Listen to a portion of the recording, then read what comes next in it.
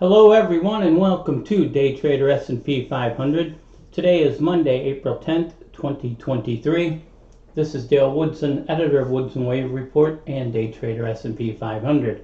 As always, we want to get our YouTube subscribers caught up to what our newsletter subscribers have had or have seen the last few days. And let's do something different here. Let's look at gold. We haven't looked at gold in a while, okay? This is a daily chart going back to the 2015 low.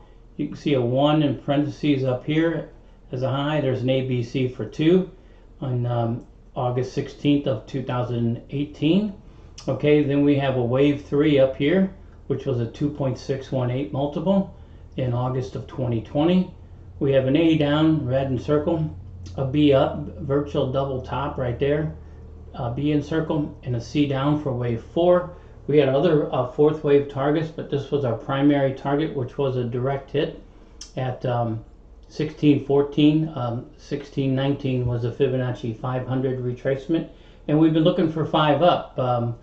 I wish we had ratings with the timer digest. We'd probably be number 1 in gold and number 1 in bonds at least, but so much for that. But anyway, there's the fourth wave. Okay, the fourth wave low cannot go below the first wave high, which is 1375.16. Therefore, that becomes our make or break, and there is a lower target for wave 4. But since we had a direct hit, we've been looking for a wave 5 up.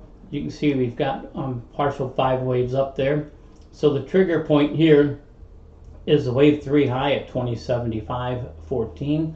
A move above that brings our 2147 target for wave 5 in. Okay, conversely, a move below the fourth wave low brings the lower fourth wave into play. We don't expect that. We got that direct hit there on the 50% retracement. So we're looking for this wave to break above this double top here into 2070, 2075 for wave 3. Once it does, we're looking for a move to a minimum of 2147 for our 5th wave target there. A move above the trigger brings the target into play. Okay, let's move on here. We want to look at let's look at the S&P. Let's look at the daily chart here. I think we have that there. Everything's turning from the B wave high in August of last year. Another direct hit. You can see we have wave 1 down in black. Okay, wave 1 of C, wave 2 up at the February 2nd high. Again, I want to reiterate that the Qs have broken above the February 2nd high. So a move above here wouldn't be the end of the world, but the bigger area of resistance is at 43.25 high in the S&P on 8/16. Okay, a move above that triggers the alternate count, which is in blue. You can see that's a 3 down, a 4 up, and a 5 down for A.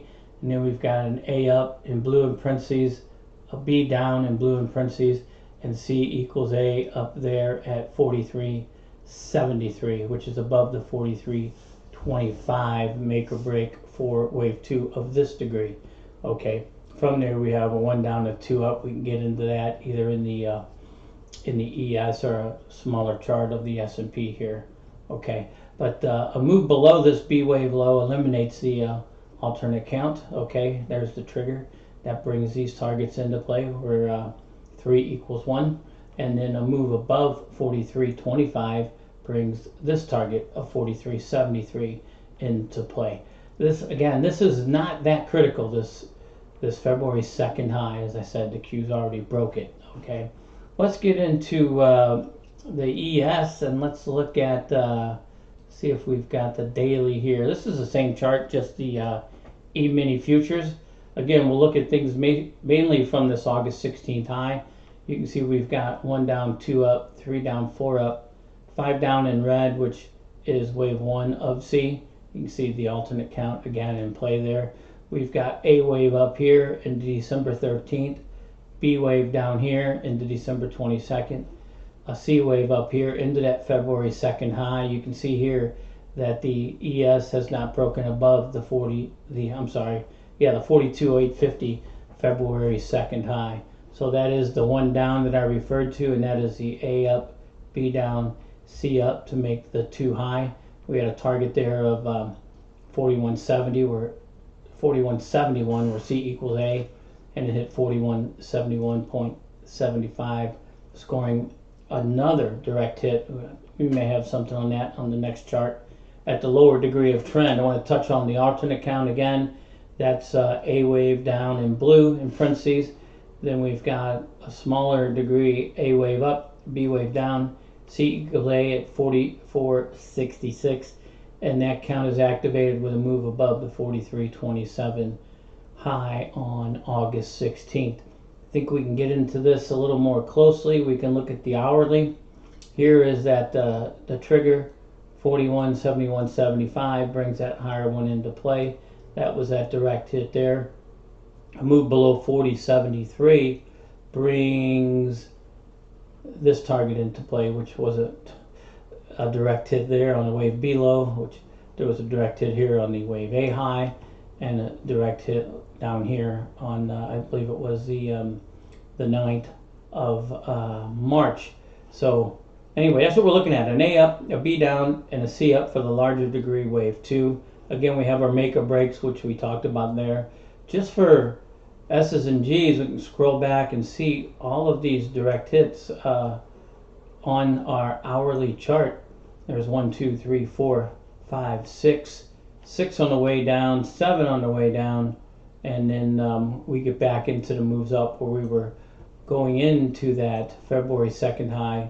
We reiterated we keep getting higher highs, 3 waves down, higher highs followed by 3 waves down, that this move would keep going up until we saw 5 waves down, which we finally did here after the February 2nd high. So I don't know how many direct hits, 1, 2, 3, 4, 5, 6, 7, 8, 9, it's got to be 10 with that high there. Okay, so that's what we're looking at in the ES. That's an hourly chart. All right, this 41.71 should hold. If it doesn't, we have resistance up above at 42.0850, and the most important resistance at 43.2750, which again will kick in that alternate count in blue. Okay, I want to show you guys our report that we put out this morning. Here we go, April 10th. Okay, and there is all of that in our chart. A move below 40.96 brings these targets into play. From that 41.71.75 high, we have a 1 down in parentheses, a 2 up to 41.46.75, which was within a point of our target. This 2 is not confirmed as complete until we get a move below the wave 1 low. Okay, got close but didn't get one. Okay, so a move higher brings these higher targets into play here. You can see them there, where C equals A, and the 0.786 retracement, which is this red line here. A move below the wave 1 low brings the wave 3 targets into play. So we got our upside and downside triggers and targets in both directions. And I wanted to mention too, there's all that in verbiage, there's the triggers and targets, and I wanted to mention that April 10 turn date was the next one chronologically, and we had mentioned, I don't know if we mentioned it on YouTube, but certainly to our paid newsletter subscribers, that it's possible that it topped on the 10th a little bit early, which was that 41.71 high back here. I believe that was on the 4th. I'm sorry, let me look at that again. 41.71, and yeah, that's on Tuesday, April 4th. So it's possible that turn date was registered about, what was it, 4 trading days early, or 6 calendar days early. We'll see how this plays out. Okay, as you know, today's the 10th. Okay, again, it's wave pattern, wave price, and wave time in that order. We'll leave you guys with this, and until next time, take care, everyone.